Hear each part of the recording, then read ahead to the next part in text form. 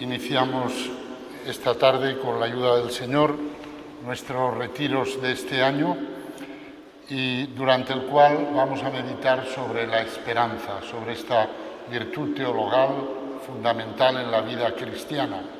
Las virtudes teologales, como sabéis, son tres: fe, esperanza y caridad. De ellas nos dice el Catecismo que son las tres virtudes que fundan, animan y caracterizan el obrar moral del cristiano, informando y vivificando todas las virtudes morales. Las tres virtudes teologales son infundidas por Dios, dice el Catecismo, en el alma de los fieles por el bautismo y son la garantía de la presencia y de la acción del Espíritu Santo en el hombre. La meditación de hoy la he titulado El milagro de la esperanza. Una manera de decir que tener esperanza es un milagro. Efectivamente, porque tenemos esperanza porque Dios nos la ha infundido en el bautismo. No porque al estudiar las cosas, al ver cómo va el mundo, cómo va nuestra vida, digamos, seguro que esto sale bien. No. La esperanza no se basa en un análisis de la realidad, se basa en el don de Dios que Él nos ha dado en el bautismo y que es signo de la presencia del Espíritu Santo en el hombre. Entonces, porque existe Dios, porque Dios habita en nuestro corazón, por eso tenemos esperanza, pero no necesariamente porque al analizar la realidad veamos que hay motivos para tenerla. Me refiero al analizar la realidad desde un punto de vista puramente humano, social, político, en fin, sociológico. La esperanza, sigue diciendo el Catecismo, es la virtud teologal por la que aspiramos al reino de los cielos y a la vida eterna como felicidad nuestra, poniendo nuestra confianza en las promesas de Cristo y apoyándonos no en nuestras fuerzas, sino en los auxilios de la gracia del Espíritu Santo. La esperanza es lo que hace que nosotros esperemos ser felices viviendo en el seno de la Santísima Trinidad. Esto es algo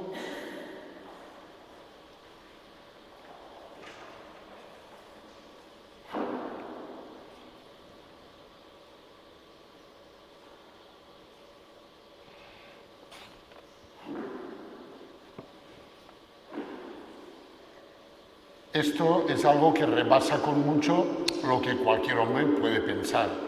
A ningún filósofo, a ningún gran pensador de la historia de la humanidad se le ha ocurrido pensar que el hombre pueda existir en el seno mismo de la divinidad.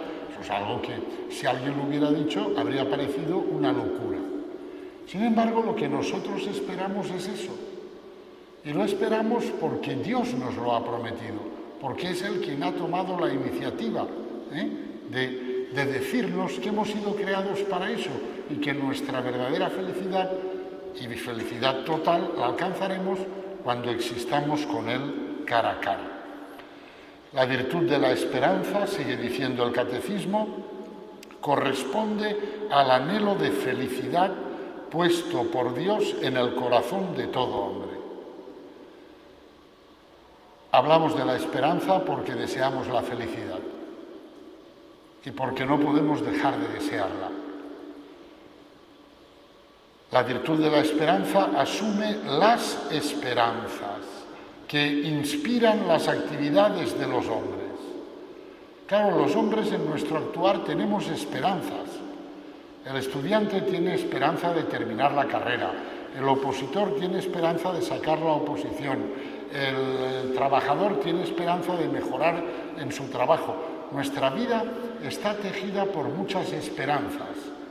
La virtud teologal de la esperanza recoge todas esas esperanzas, las purifica para ordenarlas al reino de los cielos, protege del desaliento, sostiene en todo desfallecimiento, dilata el corazón en la espera de la bienaventuranza eterna. El impulso de la esperanza preserva del egoísmo y conduce a la dicha de la caridad. La esperanza, como veremos, está entre la fe y la caridad. Se fundamenta en la fe y conduce a la caridad y nos libera del egoísmo porque nos hace apuntar más arriba, apuntar hacia algo que no se nos ha ocurrido a nosotros, pero que nos lo ha prometido Dios. La fe, la esperanza y la caridad, siendo distintas, van, sin embargo, siempre unidas y constituyen la articulación fundamental del organismo espiritual del cristiano. Esto lo ha expresado de manera muy bella un gran poeta cristiano del siglo pasado, Charles Péguy, el cual ha sabido cantar esta unidad diferenciada de las tres virtudes teologales, que son distintas, pero que van siempre unidas. Él las compara a tres hermanas que van cogidas de la mano.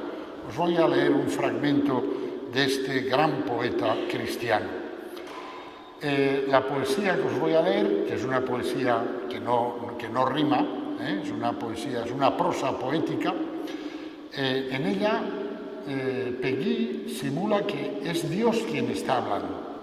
Por lo tanto, es Dios quien habla y dice: porque mis tres virtudes, dice Dios, mis criaturas, mis hijas, mis niñas, son como mis otras criaturas de la raza de los hombres.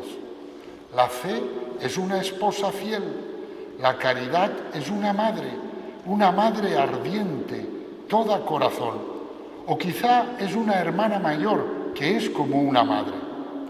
Y la esperanza es una niñita de nada que vino al mundo la Navidad del año pasado y que juega todavía con enero, el buenazo, con sus arbolitos de madera de nacimiento, cubiertos de escarcha pintada, y con su buey y su mula de madera pintada, y con su cuna de paja que los animales no comen porque son de madera.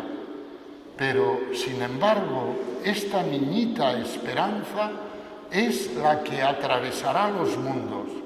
Esta niñita de nada, ella sola, y llevando consigo a las otras dos virtudes. Ella es la que atravesará los mundos llenos de obstáculos. Como la estrella condujo a los tres reyes magos desde los confines del oriente hacia la cuna de mi hijo, así una llama temblorosa, la esperanza, ella sola guiará a las virtudes y a los mundos. Una llama romperá las eternas tinieblas. Por el camino empinado, arenoso y estrecho, arrastrada y colgada de los brazos de sus dos hermanas mayores que la llevan de la mano, va la pequeña esperanza.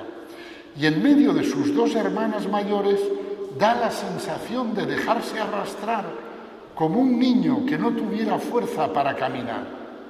Pero en realidad es ella la que hace andar a las otras dos, y la que las arrastra, y la que hace andar al mundo entero, y la que le arrastra, porque en verdad no se trabaja sino por los hijos, y las dos mayores no avanzan sino gracias a la pequeña. Péguy verdaderamente es extraordinario. Es un hombre que habla cristiano y que tiene profundas intuiciones. Y esto que dice de la esperanza es verdad. Porque cuando una madre va huyendo porque la quieren matar y va con su hijo al brazo, ¿quién lleva a quién? Claro, la madre lleva a su bebé al brazo, pero mucho más profundamente es su bebé quien le está dando fuerzas a la madre para seguir caminando. Así es la esperanza. Ella va entre la fe y la caridad, y parece que son la fe y la caridad quien las lleva, pero en realidad es ella quien está llevando a las otras dos. La esperanza es el oxígeno espiritual del que todo hombre necesita para poder respirar y crecer. La esperanza consiste en desear alcanzar algo que está fuera de nosotros. La esperanza es un poder interior, una potencia espiritual que nos religa, que nos une a una realidad trascendente distinta de nosotros. Ella es el resorte eficaz de toda existencia, el motor de todas las grandes búsquedas de la humanidad. La esperanza es la que hace posible todo nuevo intento y todo nuevo impulso. Un escritor italiano, Cesare Pavese, escribe: ¿alguien nos ha prometido alguna vez algo? Entonces, ¿por qué esperamos? Ese es el misterio. ¿Alguien nos ha prometido alguna vez algo? Entonces, ¿por qué esperamos? En realidad, sí, es el Señor quien nos ha prometido, aunque muchos hombres no lo sepan. Pero esa promesa está también en su corazón, aunque no la conozcan explícitamente, y es la que mueve la esperanza. La espera es la estructura misma de nuestra naturaleza, la esencia de nuestra alma. Tenemos alma porque tenemos esperanza. Si no, no tendríamos alma. Tendríamos una adaptación perfecta a la situación. Punto. Pero la esperanza nos hace esperar algo que no está todavía en la situación. Y es lo que nos hace ser humanos, lo que nos hace trascender la situación. Por eso la promesa está en el origen mismo de nuestra hechura y la vida es este continuo tender hacia la promesa. Los cristianos conocemos la promesa por la revelación de Dios. Quienes no son cristianos no la conocen, pero sin embargo esa promesa que Dios ha hecho a todos de algún modo está en su corazón y por eso ellos también tienen esperanza, aunque quizá no sepan con tanta claridad de qué y en quién. Benedicto XVI, como sabéis, ha dedicado su última encíclica a la esperanza. Y en esa encíclica escribe: a lo largo de su existencia, el hombre tiene muchas esperanzas, más grandes o más pequeñas, diferentes según los periodos de su vida. A veces puede parecer que una de estas esperanzas lo llena totalmente y que no necesita de ninguna otra. Esto pasa mucho en la juventud. Uno tiene una esperanza, se entusiasma con ella y ya parece que no hay más. En la juventud puede ser la esperanza del amor grande y satisfactorio, la esperanza de cierta posición en la profesión, de uno u otro éxito determinante para el resto de su vida. Sin embargo, cuando estas esperanzas se cumplen, se ve claramente que esto en realidad no lo era todo. Es curioso esto. El hombre tiene muchas esperanzas. La parejita que se quiere casar, esperanza de poder comprar el piso. Por fin encuentran uno que lo puede pagar, hipoteca, 30 años, lo que haga falta, pero ya lo tienen. Y la vida está llena de pequeñas esperanzas. Y cuando esas esperanzas se realizan, siempre el hombre descubre que en realidad había esperado demasiado de eso, que sigue esperando.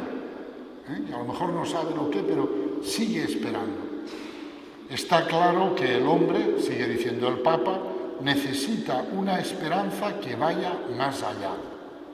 Es evidente que solo puede contentarse con algo infinito, algo que será siempre más de lo que nunca podrá alcanzar él con sus fuerzas. Y sigue diciendo Benedicto XVI, más aún, nosotros necesitamos tener esperanzas, más grandes o más pequeñas, que día a día nos mantengan en camino. Es verdad, las pequeñas esperanzas, la esperanza, pues, qué sé yo, de comprarme el piso, la esperanza de terminar la carrera, la esperanza de sacar la oposición, la esperanza, en fin, esas esperanzas nos ayudan a vivir, las necesitamos. Necesitamos pequeñas esperanzas, pero sin la gran esperanza que ha de superar todo lo demás, las pequeñas esperanzas no bastan. Esta gran esperanza solo puede ser Dios, que abraza el universo y que nos puede proponer y dar lo que nosotros por sí solos no podemos alcanzar. De hecho, el ser agraciado por un don forma parte de la esperanza. Tenemos esperanza porque creemos que hay alguien que es bueno, que nos ama y que es todopoderoso. Y esperamos el cumplimiento de nuestra esperanza como un don suyo, como un regalo suyo, no como algo que nosotros podremos conseguir con nuestro esfuerzo. Dios es el fundamento de la esperanza, pero no cualquier Dios, sino el Dios que tiene un rostro humano y que nos ha amado hasta el extremo, a cada uno en particular y a la humanidad en su conjunto. Claro, tenemos esperanza porque creemos en Dios, pero no cualquier Dios, el Dios que es amor y que nos ama tanto que lo que nos ha prometido nos lo dará.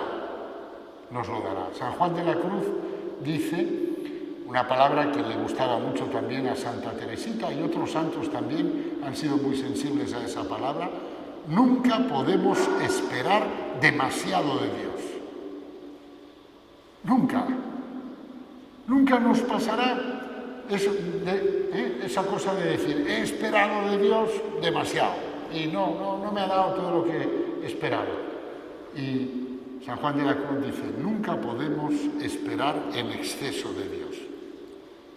En este sentido, sigue diciendo el Papa, es verdad que quien no conoce a Dios, aunque tenga múltiples esperanzas, en el fondo está sin esperanza, sin la gran esperanza que sostiene toda la vida. Porque claro, si no crees en Dios, bueno, vale, eres joven. Bueno, si eres joven hay muchas esperanzas por delante. Terminar la carrera, encontrar trabajo, comprarte el piso, bueno, bien. Pero los años pasan. Y al final, ¿qué queda como esperanza? Pues lo que digo yo a veces en la homilía, ¿no? Digo, ¿qué esperan muchos hombres hoy en día? Una buena jubilación, vivir muchos años y ya está. ¿Eso es todo? Es evidente que en nuestro corazón hay mucho más. Hay mucho más. La gran esperanza que sostiene toda la vida, la gran esperanza del hombre que resiste a pesar de todas las desilusiones, solo puede ser Dios. El Dios que nos ha amado y que nos sigue amando hasta el extremo, hasta el total cumplimiento. Dios en Cristo nos ha amado tanto, ha hecho tantas cosas por nosotros, ha dejado clavar en la cruz por nosotros, que sabemos que nunca podremos esperar demasiado de Él. Porque lo que Dios ha hecho, humanamente hablando, no es razonable. Humanamente hablando, no tiene sentido. Es que, claro, no es una cosa humana, es divina. O sea, que Dios me cree, que me cree en la inocencia, en la perfección, en la justicia, que yo me rebele contra Él, que diga, yo quiero actuar desde mí mismo y ya, ¿por qué tengo que estar yo siempre pendiente de ti, de lo que tú digas y de tu palabra? No, yo. Y que Dios, en vez de darme un sopapo, se apiade de mí y envíe a su Hijo, y su Hijo cargue con mi pecado y expíe Él mi pecado, hombre, eso no había entrado en la cabeza de nadie. de nadie. A nadie se le podía ocurrir. Se le ha ocurrido a Dios y lo ha hecho. Después de conocer cómo es Dios en Cristo y por Cristo, sabemos que de Dios no podemos esperar nunca en exceso, no podemos esperar nunca demasiado, porque su amor va por delante de nosotros y nos desborda por todos los lados. ¿Qué es la esperanza? La esperanza es, por un lado, una espera y por otro lado, un impulso. En primer lugar, una espera. El Creador se da a esperar a su criatura. Ese es el objeto de la esperanza cristiana, de la esperanza teologal, el término de su espera. Humanamente hablando, eso es una locura, y se comprende que ningún filósofo haya ni siquiera soñado con esta posibilidad. Los filósofos han conocido la esperanza humana, la que constituye la trama de nuestras vidas, lo que el Papa llama las pequeñas esperanzas, la que espera unos bienes futuros, arduos y difíciles, pero sin embargo accesibles, bien por nuestros propios recursos o bien por los recursos de nuestros amigos. Esa es la definición filosófica de la esperanza.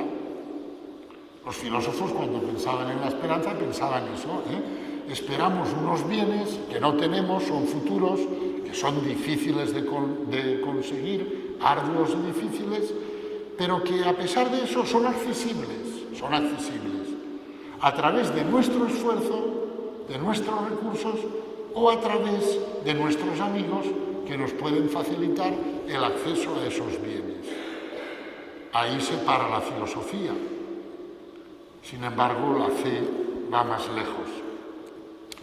Todos estos elementos de la esperanza humana los volvemos a encontrar transpuestos en la esperanza teologal, aunque profundamente transfigurados, porque el bien que la esperanza teologal espera es infinito, es nada más y nada menos el encuentro con Dios en la visión inmediata de su ser, de su esencia.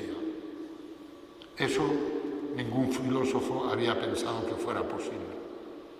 Los filósofos, con buen criterio, pensaban que Dios es Dios y el hombre es el hombre. El hombre aquí en esta vida pues puede esperar, conseguir algunas cosas, incluso difíciles y tal, pero con sus fuerzas y con la ayuda de sus amigos, pero llegar a ver a Dios cara a cara, existir con Él. Y sin embargo, mirad, del año 57, San Pablo, desde Éfeso, escribe a los cristianos de Corinto y les dice: ahora vemos en un espejo, en enigma, entonces veremos cara a cara. Ahora conozco de un modo parcial, pero entonces conoceré como soy conocido. Les dice a aquel grupito de cristianos de Corinto que lo que nosotros esperamos es ver a Dios cara a cara, no de modo parcial e imperfecto, sino cara a cara. Y les dice que ese es el contenido de lo que nosotros los cristianos esperamos.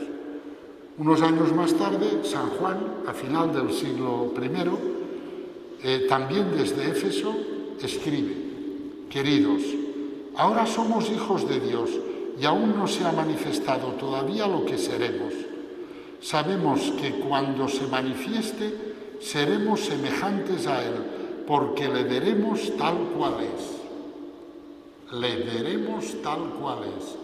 Y esa visión nos transformará y por eso seremos semejantes a Él. Eso no lo había pensado nadie en la historia de la humanidad. Eso solo lo han dicho los cristianos. Son extrañas certezas que se apoyan sobre la oración que hizo Jesús en el momento de su sacrificio. Padre, los que tú me has dado, quiero que donde yo esté, estén también conmigo, para que contemplen mi gloria, la que me has dado, porque me has amado antes de la creación del mundo. Eso lo rezó el Señor la noche del Jueves Santo. Y es sobre el fundamento de esta oración de Cristo que le pide al Padre que donde Él esté, estén también con Él los que el Padre le ha dado. Es sobre este fundamento de la oración de Cristo sobre el que San Pablo y San Juan expresan la esperanza. Estaremos con Dios cara a cara con Él, seremos semejantes a Él. La esperanza teologal es una fuerza segura y tranquila, demasiado divina para impacientarse, porque en ella no esperamos nuestra recompensa, sino su recompensa, la que Él, en su liberalidad infinita, ha decidido darnos. A veces me escucháis en las homilías que os digo, ¿para qué queréis méritos? A ver, ¿para qué queréis méritos?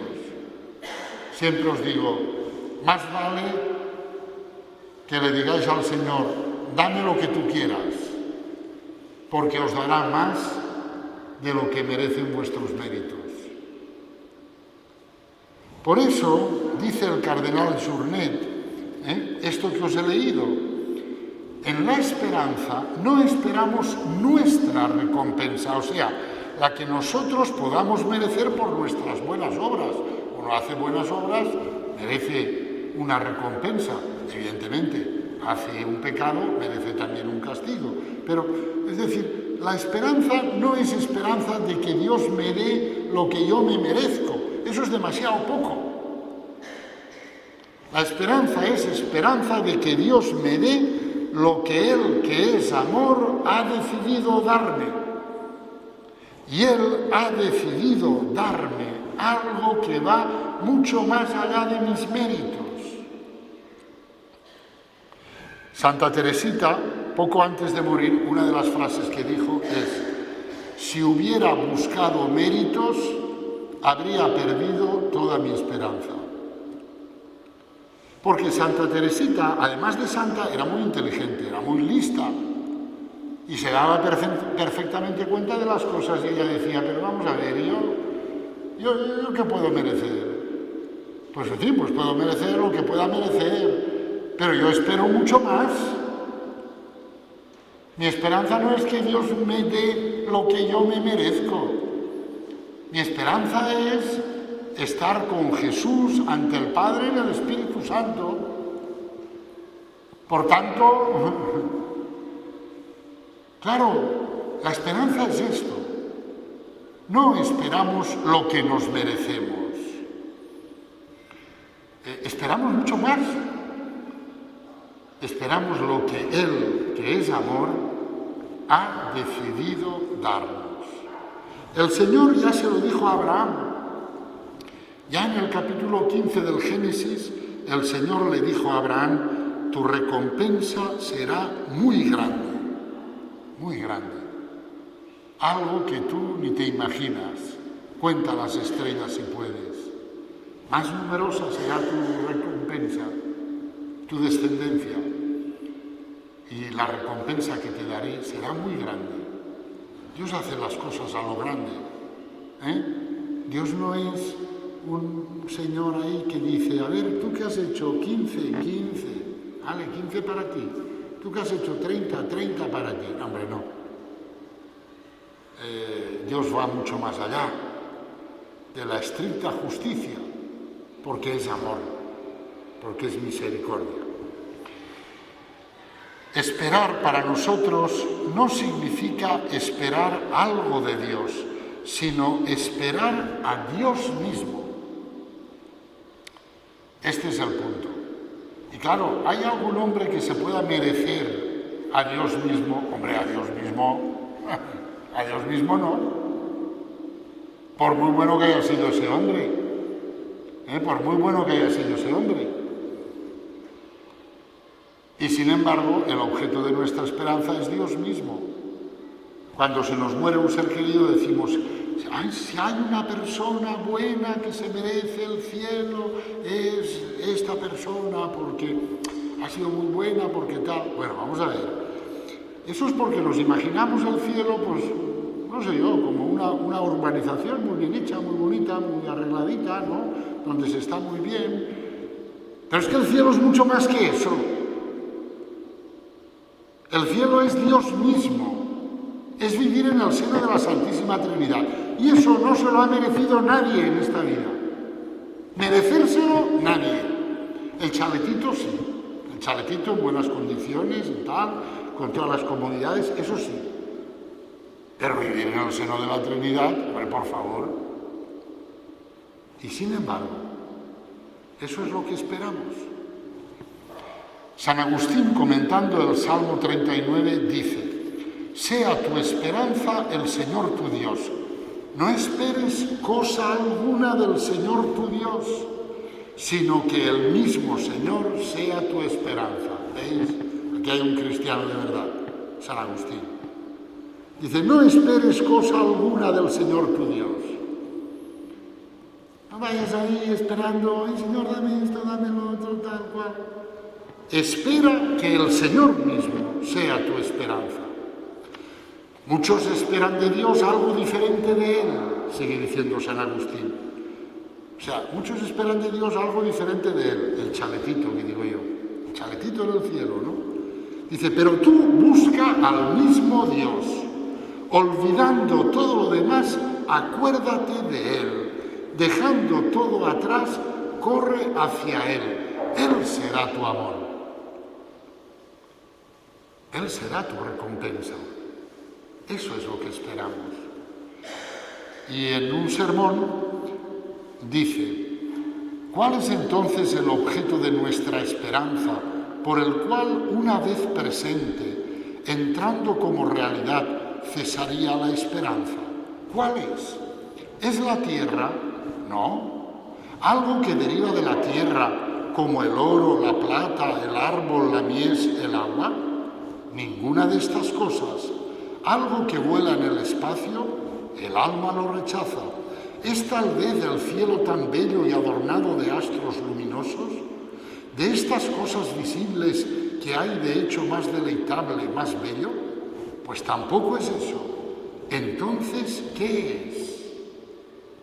Y el mismo San Agustín responde, estas cosas nos gustan, son bellas, son buenas. Busca a quien las ha hecho. Él es tu esperanza. Dile, tú eres mi esperanza. Ese es el contenido de la esperanza. Es Dios. Es Dios, directamente Él.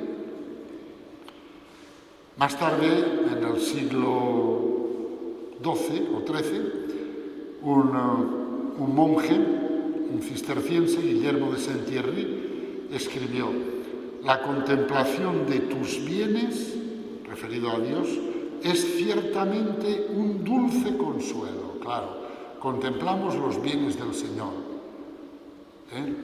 la vida, el cielo, la tierra, el sol, y contemplar eso es ciertamente para nosotros un dulce consuelo, pero sin tu presencia no nos sacia perfectamente. Contemplando todas tus obras que son maravillosas, recibo mucho consuelo, pero mi corazón no se aquieta, mi corazón solo se aquieta contigo, estando contigo. Por lo tanto, veis, la esperanza es una espera. ¿Espera de qué? De esto, de estar con Dios cara a cara, de vivir en su seno. Y por otro lado, la esperanza es un impulso. El impulso hacia ese bien que esperamos y que es el mismo Dios. El mismo Dios que se nos ofrece como el término y el objeto de nuestra esperanza es el que está al inicio de este impulso que nos conduce hacia Él. el supremo toque divino por el cual Él nos hará completamente felices en el cielo, ha empezado por ser el supremo toque divino por el cual Él nos ha atraído hacia Él y se ha convertido en el objeto de nuestro deseo. Es decir, nosotros no podríamos desear a Dios si no fuera porque Él ha tocado nuestro corazón. Porque si no, nosotros pensaríamos y diríamos, pero estoy yo loco, ¿cómo voy a desear yo a Dios? Hombre, vamos a ver, por favor, zapatero a tus zapatos, tú eres un hombre, ¿cómo vas a desear a Dios? Dios es Dios, el hombre es el hombre, esa es la primera verdad del sentido común y de la Biblia también, la primera, pero no la única. Si deseamos a Dios, si nos sentimos atraídos hacia Él, si Él es el término de nuestro deseo, es porque Él ha tocado nuestro corazón. Y eso lo ha hecho el día de nuestro bautismo. Y nos ha infundido el deseo de Él, la audacia de desearle a Él. De tal manera que, como dicen los padres, el Dios que está al final está también al principio. No me buscarías si yo, dice Dios, no te hubiera encontrado. Me buscas porque yo te he buscado antes y te he encontrado. Te he tocado y he sembrado en tu corazón el deseo de mi presencia, el deseo de mi ser, de mi persona. Y por eso el hombre desea a Dios. En el origen de la certeza experimental de la esperanza teologal está la certeza especulativa de la fe teologal, certeza de la que participa la esperanza. Pues no hay esperanza teologal sin fe teologal. La certeza tendencial, vivida, experimental de la esperanza se funda sobre las certezas del conocimiento que nos da la fe, del conocimiento contemplativo de la fe. La primera de estas certezas es que Dios nos ama y que nos ha creado para conducirnos, si nosotros no se lo impedimos, a la paz de su eternidad. Esa es la primera certeza que nos da la fe. La segunda es que Dios es fiel y que por lo tanto estoy firmemente convencido de que quien inició en vosotros la buena obra la irá consumando hasta el día de Cristo Jesús, como dice San Pablo en la carta a los Filipenses. Por lo tanto, Dios nos ama, nos ha creado para estar con Él. Segunda certeza que nos da la fe, Dios es fiel y por lo tanto Él lo que ha empezado a hacer en nosotros, Él lo llevará a término, a no ser que nosotros se lo impidamos, pero eso ya depende de nosotros. Por lo tanto, como dice de nuevo San Pablo, mantengamos firme la confesión de la esperanza, pues fiel es el autor de la promesa. Mantengamos firme la confesión de la esperanza. O sea, no rebajemos la esperanza, No rebajemos la esperanza. Qué cosa más triste cuando ves a algunos cristianos que parece que han rebajado la esperanza. Se conforman, pues eso, una buena jubilación, y en fin, 4 cositas. Pero hombre, estás fallándole a la esperanza. Mantén la confesión de la esperanza. Tú no has sido creado para una buena jubilación, has sido creado para muchísimo más. Por lo tanto, mantén la esperanza. ¿Por qué? Porque fiel es el autor de la promesa, el que te lo ha prometido, que es Dios. Él es fiel. Por lo tanto, tú mantén la esperanza. De nuevo San Pablo, si somos infieles, Él permanece fiel, no puede negarse a sí mismo. Por lo tanto, si yo soy infiel a Dios, puedo seguir teniendo esperanza, porque yo soy infiel, pero Él no lo es. Y como Él no lo es, su fidelidad hace posible que yo me arrepienta de mi infidelidad, vuelva a Él y Él sigue manteniéndome la promesa. Lo que hizo con San Pedro, ¿no? Cuando San Pedro falló tan estrepitosamente al pobre en la noche de la pasión, pues claro, San Pedro ya, ante el Señor resucitado, el pobre iba cabizbajo ahí, que no se atrevía ni a mirar porque decía, vaya un papelón que he hecho, ¿no? Y tenía la duda, ¿me volverá, me mantendrá el Señor la promesa que me hizo? Tú eres Pedro, sobre esta piedra edificaré mi iglesia. Las puertas del infierno no prevalecerán contra ella, te daré las llaves, etc. Y entonces el Señor, en esa escena preciosa, después de la pesca milagrosa, pues Pedro, me amas, apacienta mis corderos, apacienta mis ovejas. El Señor le mantiene la promesa, porque Dios es fiel. Por eso la fidelidad de Dios me da esperanza, aunque yo sea infiel, con tal de que evidentemente me arrepienta de mi infidelidad. La fidelidad de Dios está ahí esperándome y diciéndome lo que te dije el día de tu bautismo, el día de tu ordenación sacerdotal, el día de tu matrimonio, el día de tu confirmación. Lo que te dije te lo sigo diciendo y te lo sigo prometiendo. Yo soy fiel. Y por eso no perdemos la esperanza.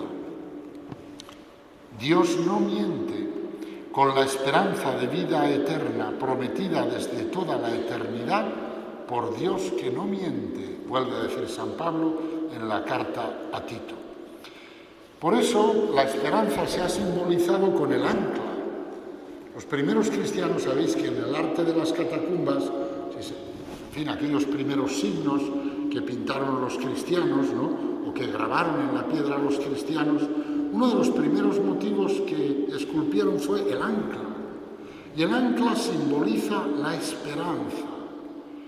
En ella, dice la carta a los hebreos, en ella, en la esperanza, tenemos nosotros como un ancla firme y segura de nuestra alma, que penetra hasta dentro de la cortina, a donde entró por nosotros como precursor Jesús, hecho a la manera de Melquisedec, sumo sacerdote para la eternidad.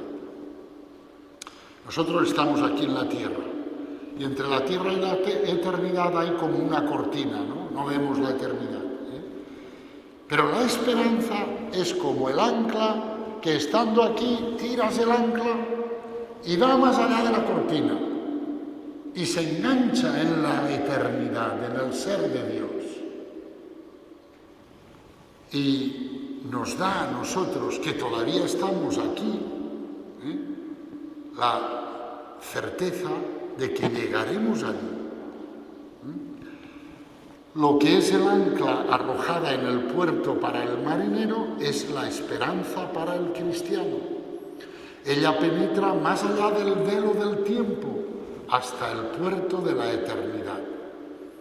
Desde el siglo II, el ancla será en las catacumbas romanas el signo de la respuesta cristiana al misterio de la muerte. Por eso en los sarcófagos se representa el ancla. El ancla es la más antigua imagen simbólica de los epitafios cristianos.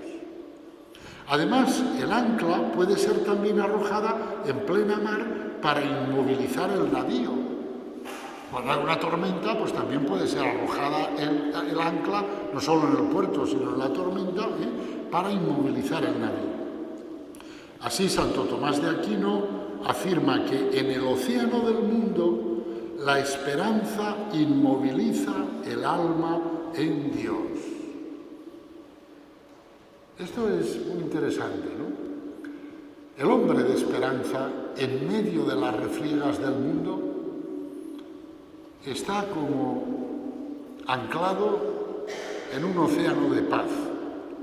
Alrededor de él todos son líos, todos son problemas, nada funciona, todo va mal. Pero él en su corazón tiene la esperanza. Y la esperanza le conecta a ese océano de paz que es Dios mismo. Inmoviliza su alma en Dios, No la inmoviliza en el sentido de que no puede hacer nada, ¿no? Sino que la pacifica, le da la paz de Dios en medio de todas las tormentas propias de la vida humana. De todos modos, el ancla no es más que un símbolo, puesto que ella se engancha a los bajos fondos de las profundidades, mientras que la esperanza se engancha en las alturas, en Dios mismo, evidentemente. El ancla de los barcos la tiramos hacia abajo, pero el ancla de la esperanza teologal la tiramos hacia arriba, o mejor dicho, ella nos catapulta hacia arriba, ¿no? Y nos fija en el cielo, donde, dice San Pablo en la carta a los Colosenses, donde está vuestra verdadera vida, que está escondida con Cristo en Dios. ¿Usted qué espera?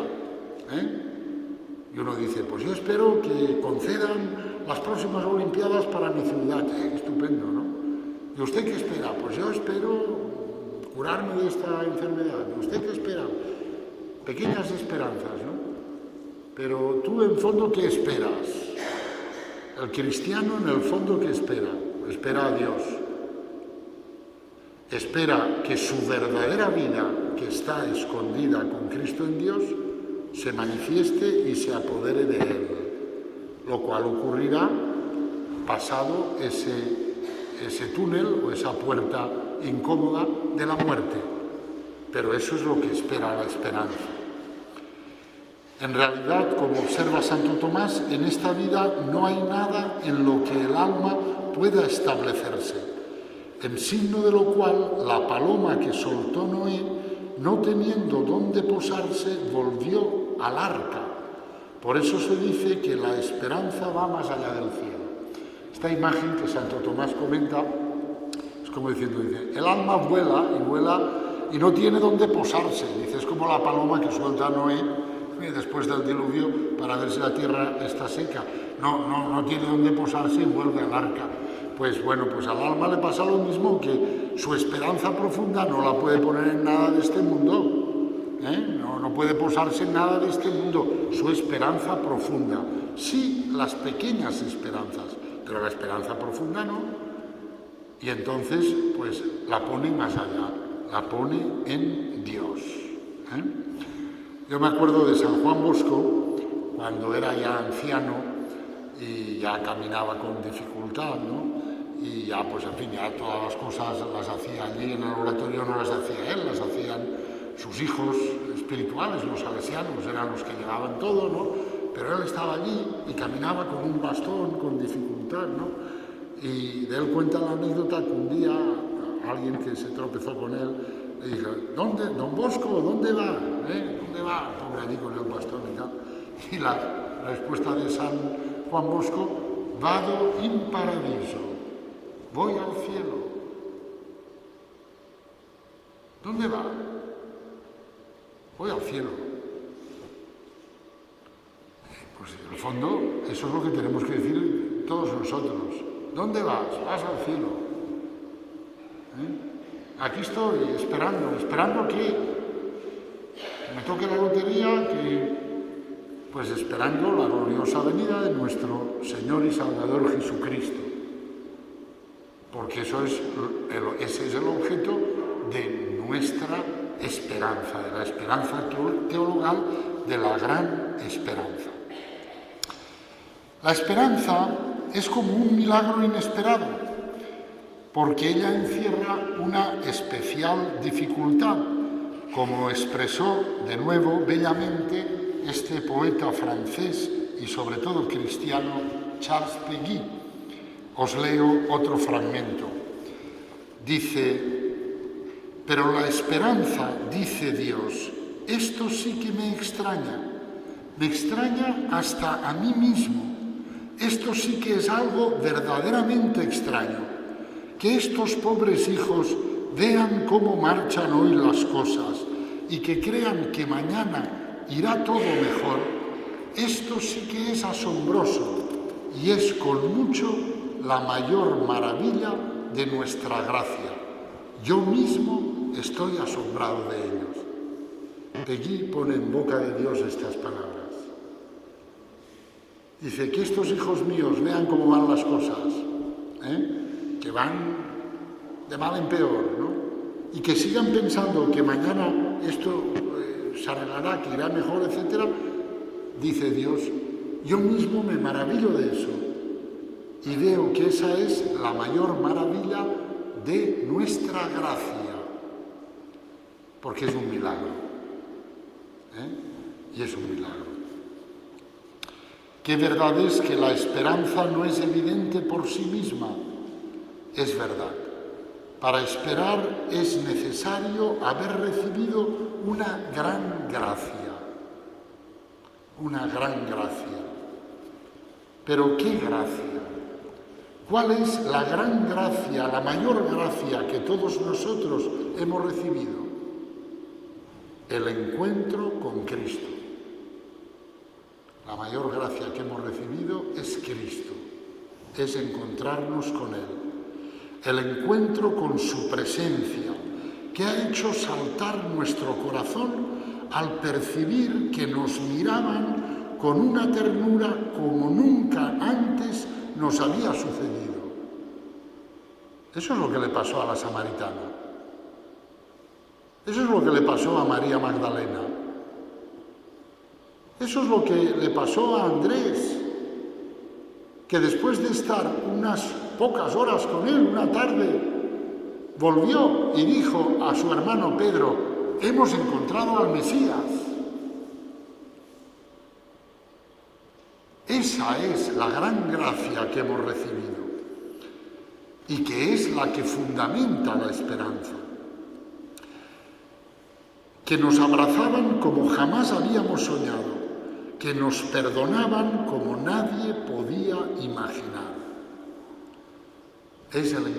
Al conocer a Cristo hemos visto eso. Hemos conocido unos ojos que nos miraban, que nos miran de una manera como nadie nos había mirado. Un abrazo que nos abraza como jamás habíamos soñado que nos podríamos abrazar. Un perdón que nos perdona siempre, sin contar las veces, de manera incondicional, y eso ninguno de nosotros lo había podido imaginar. Y sobre esta gracia, que es el encuentro con Cristo, es sobre la que florece la esperanza. La esperanza nace como una flor de la fe, es decir, del reconocimiento de esta presencia, de la presencia de Cristo. Por eso, para vivir con esperanza, es necesario mirar continuamente esta gracia que ha entrado en nuestra vida, convivir con esta presencia y atender a sus signos. Pues cuanto más convivimos con la presencia de Cristo, más verificamos en la vida el céntuplo, como nos ha recordado Benedicto XVI. El céntuplo es el comienzo del cumplimiento de la esperanza, del cumplimiento del deseo del corazón. El céntuplo todavía no es la realización de la esperanza, pero es el inicio de esa realización. Y para que eso acontezca en nuestra vida, lo que hemos de hacer es permanecer fieles al gran acontecimiento que hemos vivido, que estamos viviendo, que es Cristo, que es el encuentro con Él. La esperanza cristiana nace cuando se conoce al Dios cristiano. Y el Papa nos recuerda en su encíclica el caso de Santa Josefina Bakhita. La historia de Santa Josefina Bakhita es verdaderamente impresionante, Es una mujer africana, una niña africana, que siendo niña es vendida como esclava y que va pasando por diferentes... ella nació en el sur de Sudán y va pasando por diferentes amos que la tratan como los amos tratan a las esclavas en Sudán. No hace falta entrar en detalles, basta recordar que para la fiesta de cumpleaños de uno de los amos que tuvo, pues la principal de las esposas de ese amo le regaló a la que sería Santa Josefina Bakhita decorada.